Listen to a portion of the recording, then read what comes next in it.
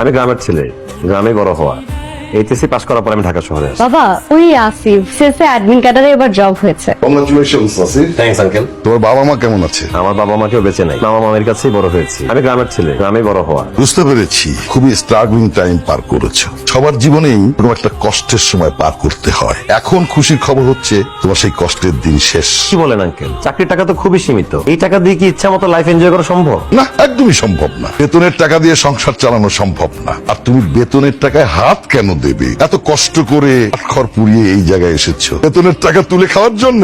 বুঝলাম না আঙ্কেল। সমাজদারকে নিয়ে ইশারাই কাফি। আমি একজন এক্স সরকারি কর্মচারী। এই যে এই বাড়িটা দেখছো না, এই বাড়ির মতো ঢাকাতে আরো দুটো বাড়ি আছে, 3টা ফ্ল্যাট আছে।